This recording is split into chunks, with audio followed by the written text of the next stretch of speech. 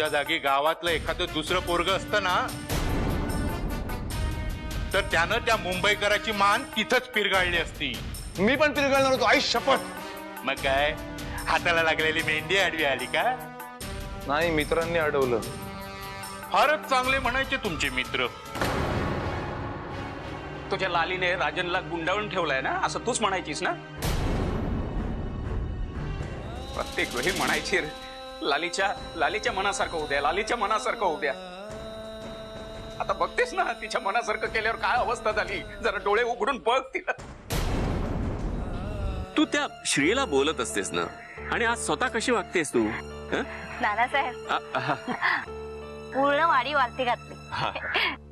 मी जर इथे कायमचे राहिले ना तरी मला कंटाळा येणार नाही. तरीही तुम्ही आमचं सगळं गाव फिरून पाहिलंच नाहीये. सबनीस साहेब, अहो गेल्या वेळेला तुम्हाला भेटून आम्हाला आनंद झालेला, म्हणून परत भेटायला आलेलो. पण विषय भलतीकडेच भरकटला.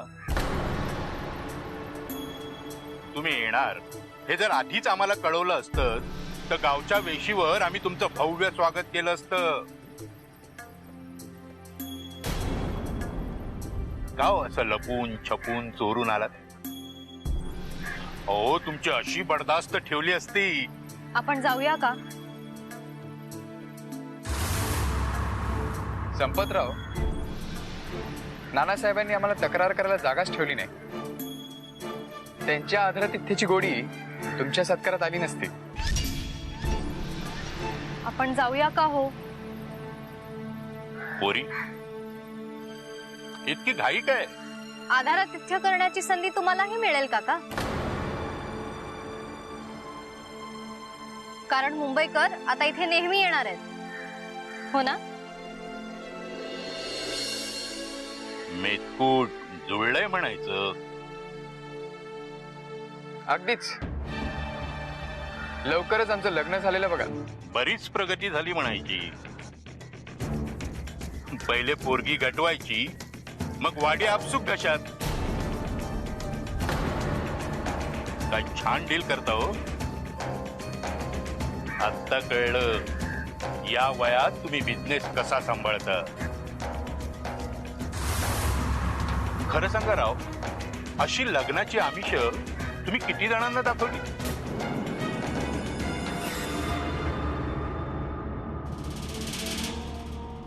असे सडलेले विचार फक्त तुमच्या डोक्यातच येतील काका. ते असे नाहीयेत,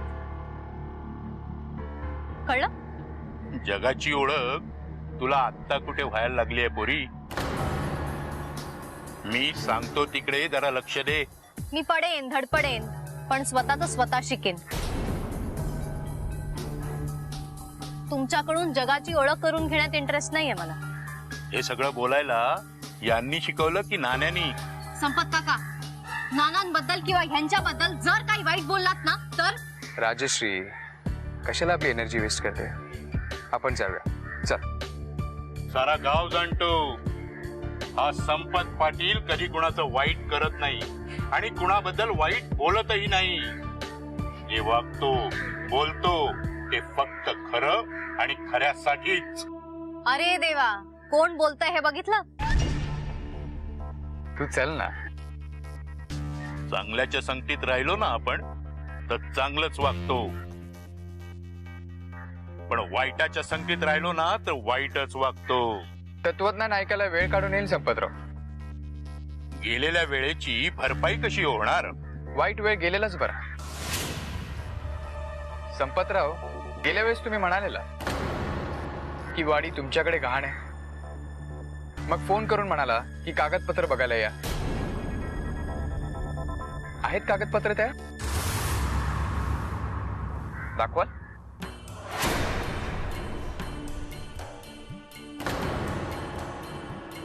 चांगलं वाईट समजायला फार वेळ लागत नाही. शब्दांनी शब्द वाढे, कटुता निर्माण.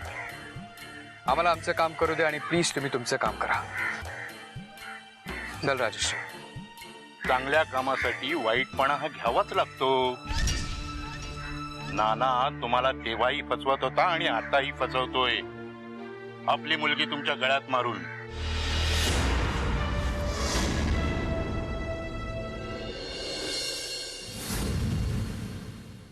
राजन सबनीसचं घराणं तालेवर आहे, समृद्ध आहे. तुमची मुलगी त्या घरीही सुखातच राहील. ही जगातली सर्वात सुंदर मुलगी आहे. अगं आहेसच, आणि सर्वात सुंदर मुलगी आहेस ना, म्हणून त्याने तुला निवडलं. राजनच्या आईने मला अशी ट्रीटमेंट दिली म्हणून सांगू डॅड की मी तो सातवे आसमान पे हूं. बघ बघ सतत फोन करतोय. मला सांग याचा अर्थ काय? डॅड म्हणतायत की मी किती सफाईनं खोटं बोलते तुझ्याशी. अरे काल तू मला सोडायला वर आला नाहीस, त्यांना भेटला नाही, त्यामुळे त्यांना असं वाटतंय की या सगळ्याचा बदला म्हणून मी तुझा फोन घेत नाही. मॉम तू जा बाहेर. अगं मॉम तू प्लीज बाहेर जा, मला त्रास देऊ नकोस. राजन, राजन प्लीज ये ना राजन.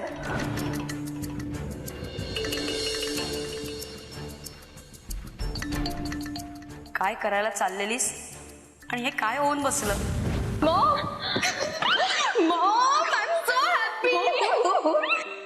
ला ला ला ला ला ला ला ला. कशी छान हसरी टवटवीत होती लाली.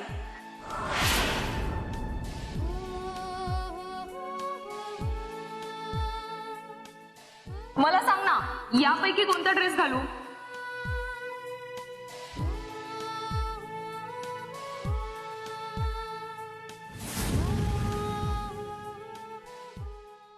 तुझं सजणं, तुझं ते पॅशनेट वागणं.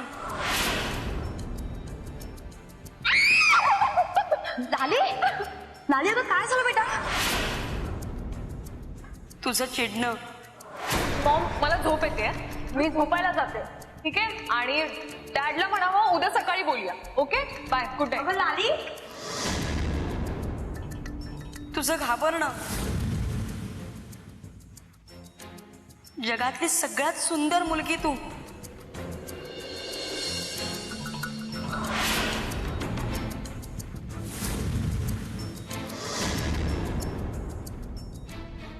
आज अशी या थराला कशी काय?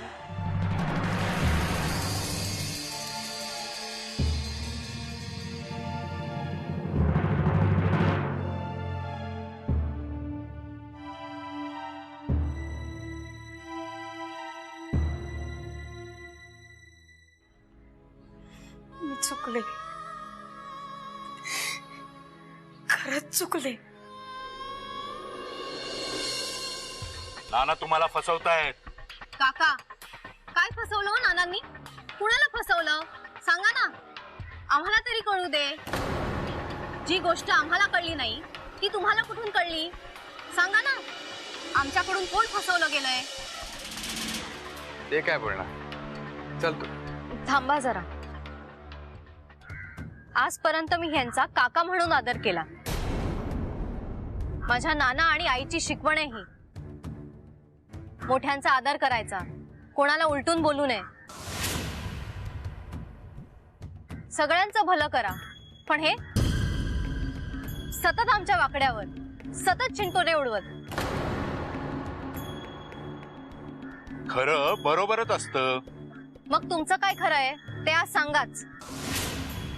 आज खरं सांगा, आम्ही कोणाला फसवलं ते सांगा.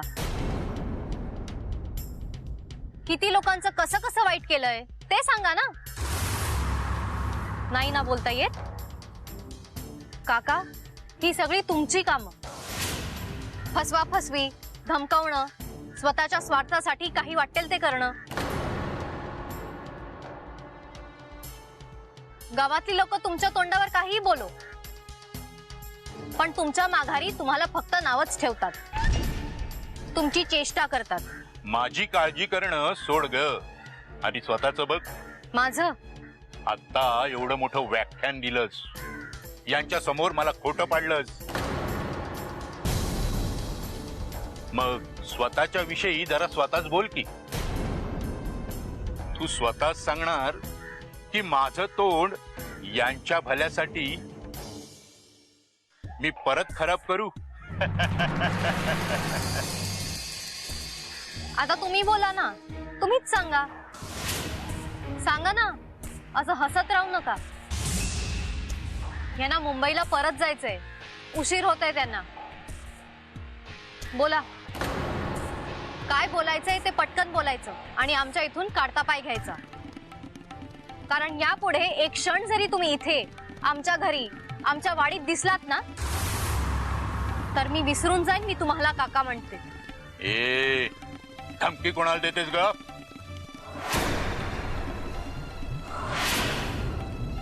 खोटारड्या बापाची खोटारडी कार्टी.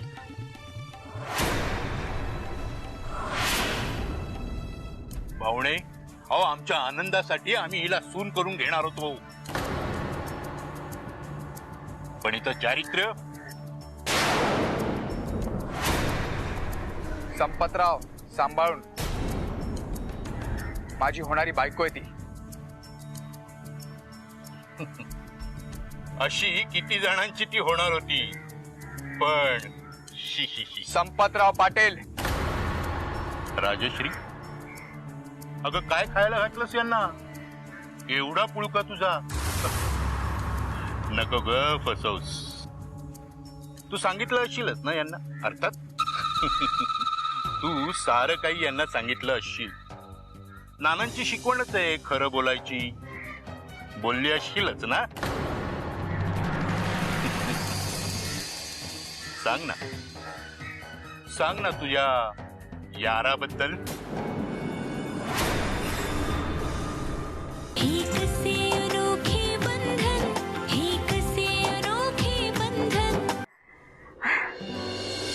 नानासाहेब, तुमच्या गावात खरंच शांत आणि प्रसन्न वाटलं. आता या दोघांचं लग्न झालं ना की मी इथेच राहायला येईन. हो आई साहेब, साहेब सोडतील का तुम्हाला? सरंजामे, लग्न झालं की संसार राजा राणीचा असतो. अहो हे दोघं आत नाहीये. आत नाहीयेत म्हणजे बहुतेक ते आपल्यालाच पाहायला गेले असणार आहे. आम्ही काय करतो, मी त्यांना शोधून आणतो. सरंजामे, तुमचं काय चाललंय? काय आपलं सारखं त्यांच्या मागे मागे? अहो तसं नाही. सरंजामे, राजन एकटा नाहीये, राजश्री आहे त्याच्या बरोबर. आणि तिला या गावाची पूर्ण माहिती आहे. काय नानासाहेब? अहो आज आपण इथून उशिरा निघणार, म्हणजे घरी पोहोचायला उशीर, झोपायला उशीर, सकाळी उठायला उशीर, म्हणजे सगळा उशीरच उशीर. आज आपले साहेब काही बोलणार नाहीत, पण उद्या सरंजामे तुमचं लक्ष कुठं असतं, सरंजामे असं बोलणार. त्यामुळे उद्याचा ओरडा न खाण्यासाठी आज सजग राहायचं, बस इतकंच. पाहिलं तुमचे कर्तव्यदक्ष सरंजामे?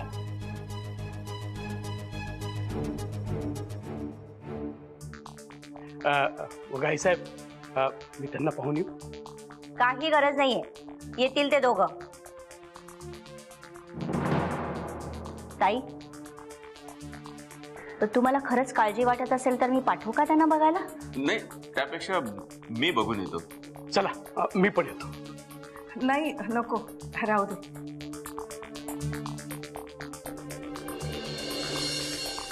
संपतराव आज कुठे दिसले नाही. तो बोका जर आडवा गेला तर? दुर्गे, हा, मी चहा करते सगळ्यांसाठी. अहो काकू, साहेबांनी राजश्रीताई आल्या ना, मग आपण एकत्र चहा पिऊ. जरा थांबा. हो हो हो ना. तुम्ही तुमच्या साहेबांची जितकी काळजी करता ना तितकी नसेल. काय नानासाहेब? आई साहेबांना कसं सांगू? अहो मला मुंबईला आपण लवकर जावं असं वाटतंय. हो, तिथं काहीतरी विचित्र घडतंय. सतत ती ललना डोळ्यासमोर येते. आई साहेब, लक्षण काही चांगले नाही. तो ललना गप असणारातली नाहीये.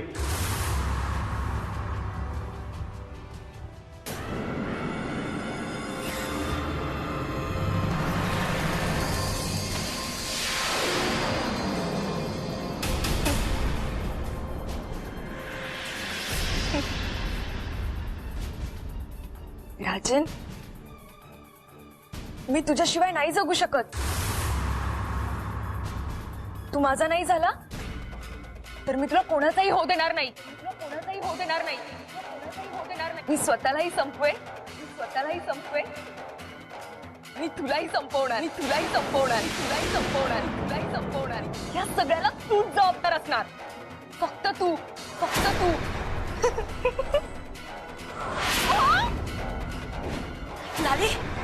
लाली अगं काय केलंस तू हे?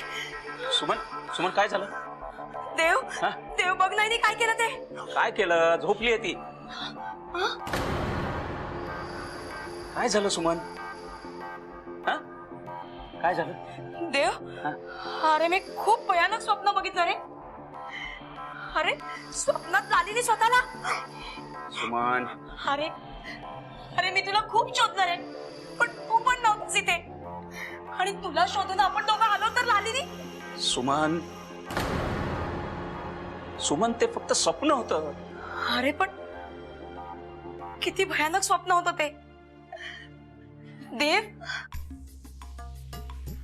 अरे हे खरं झालं तर. सुमन स्वप्न ही स्वप्न असतात. सत्याचा आणि त्याचा काहीही संबंध नसतो. हे आता तरी लक्षात घ्या. देव अरे ओरडू नकोस ना. ओरडत नाहीये ग, समजावतोय. की आजपर्यंत तुमच्या कानी कपाळी ओरडून सांगत होतो ते आज समजुतीच्या स्वरात सांगतो, एवढंच. सॉरी सुमन, मी स्वतःवर ताबा ठेवण्याचा प्रयत्न करतोय ग, पण I am sorry Dev. It's all right. पण सुमन, आता एक गोष्ट नीट लक्षात ठेव. आपल्याला आता लल्ला बरोबर नॉर्मल वागायचंय. डे टू डे रुटीन वाटलं पाहिजे. आपण तिची काही विशेष काळजी घेतोय असं वाटता कामा नये, कळलं?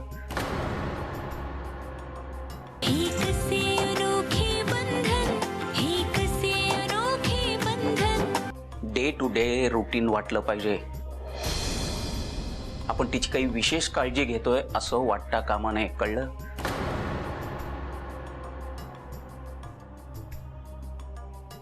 पण मग याने आपली लाली बरी होईल ना? माहित नाही ग. हे बघ सुमन, आता आपली ललना केव्हा कशी वागेल,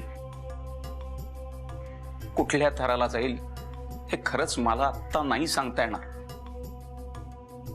हे बघ, आता आपण एवढीच आशा करायची की तिचं जे काही होईल ते चांगलंच होईल. देव सुमन, मी आत्ताच राजनच्या घरी जाऊन आलोय. ते अजून आलेले नाहीयेत. कशाला त्यांचं नाव घेतोयस? अरे त्यांच्यामुळेच तर हे. सुमन, डॉक्टरांनी काय सांगितलं लक्षात नाहीये का तुझ्या? त्यांनी सांगितलंय राजनला तिच्या समोर आणा. त्यांची जशी जुनी मैत्री होती तशीच पुढे चालू दे. सगळं नॉर्मल वाटलं पाहिजे. तो तिच्याशी बोलला पाहिजे.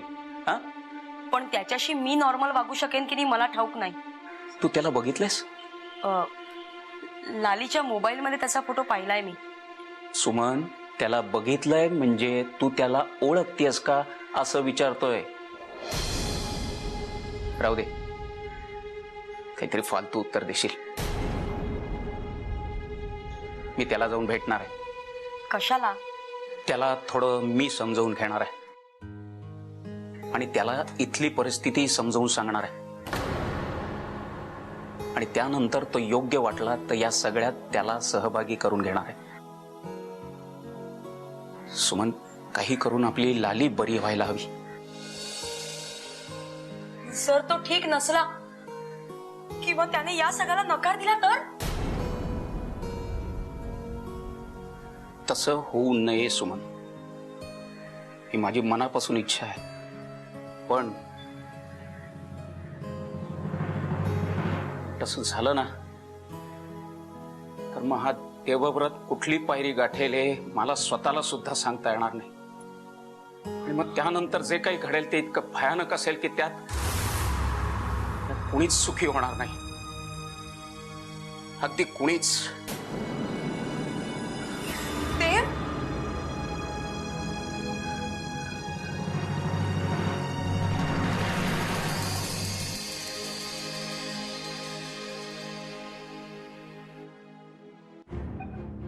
राजश्री, तू सांगतेस त्यांना की मी सांगू? मी जाते. संपतरावांच्या प्रश्नाला उत्तर न देता अगं काय म्हणतायत ते? आणि तू निघून जातेस म्हणजे तुला यांचा आरोप मान्य आहे? संपतराव, तुम्ही खरंच खरे निघाला तो. तुम्हाला वाटलं यांनी मला फसवलं आणि हो सबनीस, तुमच्याशी खोटं बोलून मला काय मिळणार? ते मी नाही सांगू शकत, पण मी काय गमवतोय ते मला कळतंय. मला माझी अमूल्य चीज गमवायची नाहीये. राजश्री, मला तुला गमवायचं नाही. राजन साहेब, बायका फार भुरळ घालतात. खरं बोलतोय, पण तुम्ही ज्या बायकांना ओळखत असाल ना ते तसे असतील. माझी राजश्री तशी नाही. अहो, तुम्ही सदाविषयी बोलताय ना, तिने मला ते अगोदरच सांगितलंय.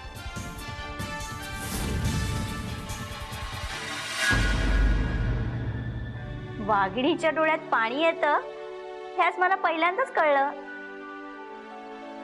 नानासाहेब, अहो ताईसाहेबांच्या हातात पुढल्या वेळेस बाहेर पडताना लाटणं देत जा.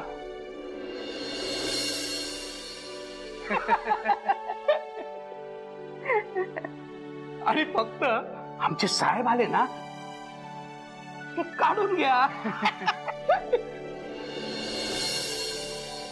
आई, सांग ना यांना. सरंजामे, नोकरी गमवायची आहे का?